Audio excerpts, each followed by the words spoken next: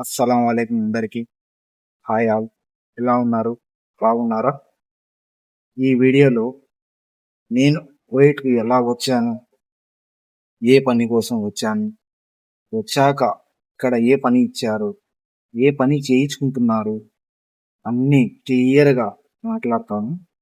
ముందుగా మా వీడియో చూస్తున్న వాళ్ళు ప్రతి ఒక్కరికి వీడియో నచ్చితే తప్పకుండా సబ్స్క్రైబ్ చేయండి, లైక్ చేయండి, కామెంట్ చేయండి. ఎందుకంటే కొత్తగా ఎవరైనా కువైట్‌కి రావాలనుకునే వారికి ఈ వీడియో చాలా అంటే చాలా ఉపయోగపడుతుంది. అందుకోసం లైక్ చేయండి. వీలైనంత వరకు మొత్తం వీడియో చూడడానికి ట్రై చేయండి. మొదటిగా మీరు కువైట్‌కు రావాలంటే మీ దగ్గర వ్యాలిడ్ పాస్‌పోర్ట్ అనేది ఉండాలి. తర్వాత మగవారికి 20 దాటితే వీసా వచ్చేస్తుంది. ఆడవారికి 30 చేశారు ఇప్పుడు. ఆ మగవారికి మాత్రం 20 దాటగానే వీసా వస్తుంది. తర్వాత ఎవరన్నా కువైట్‌కు రావాలనుకుంటే మీకు తెలిసిన వాళ్ళు గానీ, మీ బంధువులలో గానీ, మీ ఫ్రెండ్స్‌లో గానీ చెప్తే వాళ్ళు వీసా తీస్తారు. వీసా తీయక ముందు వాళ్ళతో మాట్లాడాల్సింది జీతం ఎంత ఇస్తారు? ఎందుకంటే కొత్తగా వచ్చే వాళ్ళకి 100 నుండి 120 దినాలు లోపల జీతం ఇస్తారు. కాబట్టి జీతం గురించి మాట్లాడుకోండి. తర్వాత ఫుడ్ గురించి మాట్లాడుకోండి. చాలా అంటే చాలా ఇంపార్టెంట్ ఫుడ్ గురించి. కొంతమంది ఇళ్లలో ఫుడ్ ఇస్తారు. కొంతమంది డబ్బులు ఇచ్చేస్తాం. మీరే చేసుకొని తినండి అంటారు. అది మాత్రం ఒప్పుకోవద్దండి. ఎందుకంటే ఒక వారం, 2 వారాలు ఇంట్లో ఫుడ్ తింటే మీకు అలవాటైపోతుంది. అదే మీరు వండుకొని తినాలంటే మీకు ఏ టైంలో ఏ డ్యూటీ పడుతుందో తెలియదు. మీరు డ్యూటీ కంప్లీట్ చేసుకొని వచ్చి అన్నం తిని నిద్రపోయి మళ్ళీ పొద్దున్నే డ్యూటీకి వెళ్ళాలంటే కుదరదు. అందుకని ఇంట్లో ఫుడ్ ఇస్తే చాలా అంటే చాలా మంచిది. కాబట్టి ఇంట్లో ఫుడ్ ఇస్తే అదే మాట్లాడుకోవడం మంచిది. అంతేకాకుండా ఏ పని కోసం వస్తున్నారు అది కూడా కనుక్కోండి. డ్రైవర్ అంటే డ్రైవరా? లేదా ఈ డ్రైవర్ ప్లస్ దివానీ పనినా? లేదా ఓన్లీ దివానీ పనినా? ఇది కూడా కరెక్ట్‌గా క్లియర్‌గా తెలుసుకోండి. ఇంటికి రాకముందు ఒకటికి 10 సార్లు ఆలోచించుకొని రండి. ఏదో యూట్యూబ్‌లో చూపిస్తున్నారు యూట్యూబర్లు కువైట్ బాగుంది, బాగుండొచ్చు, బాగా తిరగొచ్చు అనుకుని భ్రమ పడితే మాత్రం అంతా తప్పే. ఇక్కడ పనికి పని అట్లాగే ఉంటుంది, తిరగడానికి కూడా అలాగే ఉంటుంది, కష్టానికి కష్టం కూడా ఉంటుంది. కాబట్టి 10 సార్లు ఆలోచించుకొని కువైట్‌కు రండి. కువైట్‌కు వచ్చాక ఏ పని చెప్తే ఆ పని చెయ్యాలి. ఎంత తొందరగా మనం అరబిక్ నేర్చుకొని వాళ్ళు చెప్పిన పని చెప్పినట్టు చేసుకుంటూ పోతే వాళ్ళ మీద మనం ఒక గుడ్ ఇంప్రెషన్‌తో ఉంటాం. లేదు స్టార్టింగ్ లోనే నేను ఇది చెయ్యను, అది చెయ్యను అని చెప్తే వాళ్ళకు కూడా కొద్దిగా బ్యాడ్ ఫీలింగ్ వస్తుంది. వాళ్ళు కూడా కొద్దిగా సరిగ్గా చూసుకోరు. అందుకని మనం మొదటిలోనే వాళ్ళకి ఇంప్రెస్ చేసుకోవాలా. ఎంత వీలైతే అంత తొందరగా వాళ్ళతో బాగుండడానికి ట్రై చేయండి. క్లియర్ గా మాట్లాడండి. ఏది కూడా భయపడి మీలో పెట్టుకుంటే వాళ్ళకి అర్థం కాదు. చెప్పండి, ఈ విధంగా చూస్తున్నారు, ఈ విధంగా చేస్తున్నారు. అతను వచ్చి వాళ్ళతో మాట్లాడతారు. ఏదో ఒకటి పరిష్కారం అయితే బయటికి తీస్తారు. అంతేగాని మీరే ముందు వెళ్ళి ఆ కువైటీ వాళ్ళతో మాట్లాడుకుందాం, గొడవ పడ్డం చేస్తే ఎలాంటి లాభం అయితే లేదు. తర్వాత డ్యూటీ ఈ టైం నుండి ఈ టైం వరకే ఉంటుందా అంటే అస్సలు నమ్మకండి. ఏ టైంలో పడితే ఆ టైంలో ఫోన్ చేస్తారు. ఫోన్ ఎత్తాల్సిందే, డ్యూటీకి వెళ్ళాల్సిందే. నా జ్వరం వస్తుంది, నేను ఈరోజు చేయలేను, నేను నిన్న ఎక్కువ నైట్ షిఫ్ట్ చేశాను, నేను పొద్దున 3కి వచ్చాను, 4కి వచ్చాను, ఇలా అన్ని జరగవు. ఒక్కసారి వాళ్ళు ఫోన్ చేయగానే ఎట్లాంటి సమయంలో కానీ ఎటువంటి టైంలో కూడా లేచి వెళ్ళాల్సిందే. కాబట్టి 10కి 2 సార్లు ఆలోచించుకోండి రావడానికి. అంతేకాకుండా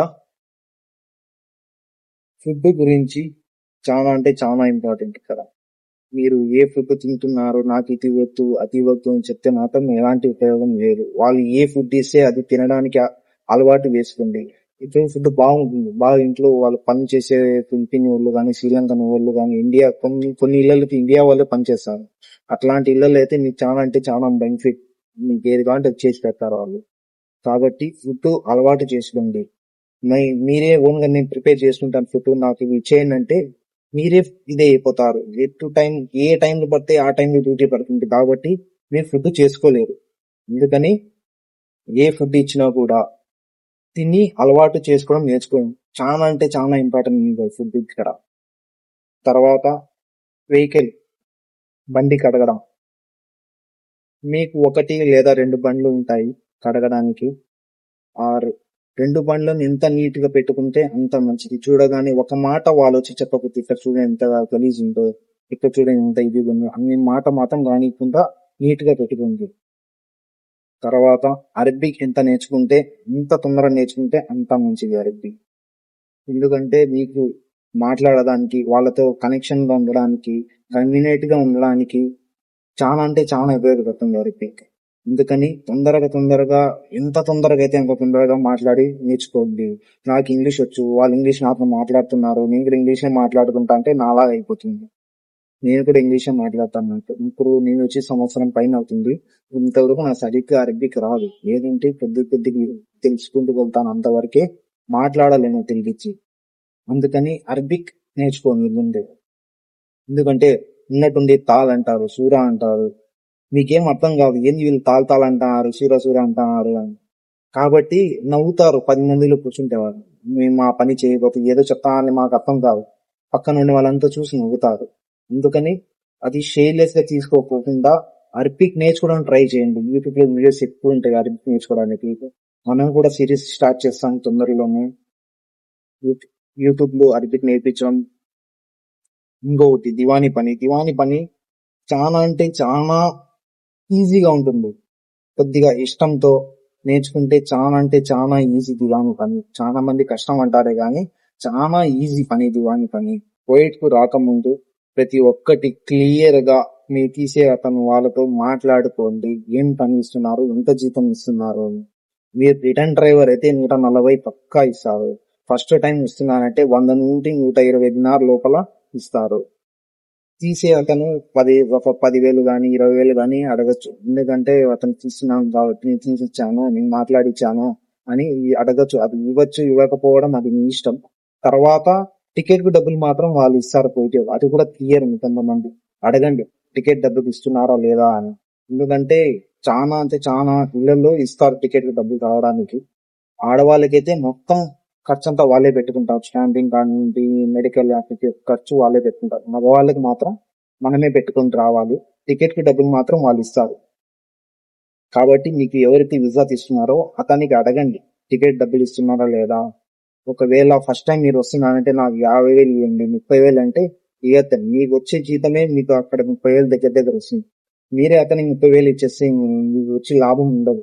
కాబట్టి ఏదో 10,000 15,000 అడుగుతున్నారంటే ఇవ్వచ్చు. ఇల్లు కూడా బాగుండాలి, మంచి మంతకాలు ఉండాలి. మీకేం జహరానో ఫిర్దోసో లేకపోతే సాల్మియానో ఇట్లాంటి అయితే బాగుంటాయి. కొంతమంది ఇప్పుడు ముత్లా అంటారు, చెప్పడం ఏమో ఫిర్దోస్ అని చెప్తారు కానీ తీసుకుని ముత్లాలు పెట్టేస్తారు. ఇట్లాంటి ఇళ్లలో జరిగినప్పుడు మీకు ఎవరైతే వీసా తీసారో అతనికి అడగండి. మేము ఏమో నాకు సిటీలో చెప్పా, ఇప్పుడు చూస్తే నాకు ఎక్కడ ఊరు బయట తీసుకుని పెట్టారు, నేను చేయలేను, నాకు ఇక్కడ నుండి పంపించేయి నేను మాట్లాడితే అతను మాట్లాడుకుంటారు. ఎందుకంటే మీరు అతను డబ్బులు కట్టింటారు, అతను ఎటు తిరిగి మీకు సమాధానం ఇవ్వాలి. ఒకవేళ అతను కూడా సమాధానం ఇవ్వడం లేదు అంటే కువైట్ లో ఇండియన్ ఎంఎస్సి అనేది ఉంటుంది. మన కువైట్ లో వచ్చి ఇండియా వాళ్ళది ఎంఎన్సీ ఉంటుంది. వాళ్ళ దగ్గర పోయి కంప్లైంట్ చేయొచ్చు. ఏదో టైంలో పోయి కంప్లైంట్ చేసేయచ్చు. వాళ్ళు మాట్లాడుకొని వైట్ పాస్పోర్ట్ చేపించి ఇండియా పంపించేస్తారు. ఏమంటే మీరు రిటర్న్ మళ్ళీ ఎప్పుడు కువైట్ కు రాలేదు. ఇది మాత్రం జరుగుతుంది, గుర్తుపెట్టుతుంది. లేదు నేను మళ్ళీ కువైట్ కు రావాలనుకుంటే మీ ఎవరైతే వీసా తీసుకుంటారో అతను మాట్లాడుకుని ఆ కువైటీతో మాట్లాడుకొని ఏదో ఒకటి సెటిల్ చేసుకోండి. అంతేగాని నేను కువైట్ ఎంఏసి వెళ్ళిపోతాను అంటే వెళ్ళిపోవచ్చు. ఖర్చు వస్తుంది, ఖర్చు పెట్టుకుని వెళ్ళిపోవచ్చు. కానీ రిటర్న్ మీరు ఎప్పుడు కువైట్ కి రాలేరు. దివానియా పని అంటే ఏంటో దాని గురించి కూడా ఒక వీడియో చేస్తాను.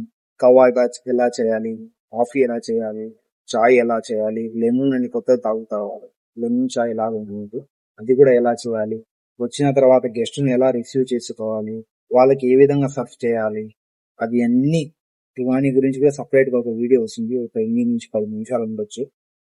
దాని గురించి కూడా ఒక వీడియో చేస్తాను. అది కూడా అప్పుడు మా పేజ్ లో అప్లోడ్ చేస్తాను. వీడియో నచ్చితే లైక్ చేయండి, సబ్స్క్రైబ్ చేయండి. మీరు ఇక్కడ రాగానే 1 లేదా 2 నెలలు ఇంట్లో ఉంటారు. ఎందుకంటే మీకు అకామా తగలాలా, లైసెన్స్ తగలాలా, ఇవి జరిగే లోపు 2 నెలలు అయిపోతుంది. ఆ 2 నెలల జీతం కూడా ఇస్తాం. మీరు ఏ పొద్దుైతే కువైట్లో అడుగు పెట్టేస్తారో ఆ రోజు నుండి మీకు జీవితం స్టార్ట్ అయిపోతుంది. కాబట్టి అవి టెన్షన్ పడకూడదు. అడగండి. ఇన్ కేసు ఏకపోతే మీ వీసా తీసుకున్న అతనికి అడగండి. నేను వచ్చి నెల అయితే ఇంకా మన జీతం ఇవ్వలేదు అని చెప్తే అతనే మాట్లాడుకుంటారు. మీరే తొందరపడి నేను వచ్చి నెల అయిపోయింది నా జీతం ఇవ్వండి, నాకు అతను చెప్పారు ఈ నెల అవగానే జీతం ఇస్తారని అని మీరు అడగకండి. మీరు ఎవరైతే మధ్యవర్తి ఉన్నారో అతన్ని అడగండి, అతనే మాట్లాడి జీతం ఇప్పిస్తారు. ఆ 2 నెలల లోపల మీకు దివాణి పని చేయించుకోవచ్చు, కార్లు కడిగించడం చేయించుకోవచ్చు, ఇల్లంతా శుభ్రం చేయడం చేయించుకోవచ్చు. ఎలాంటి పని చెప్పినా కూడా చెయ్యాలి.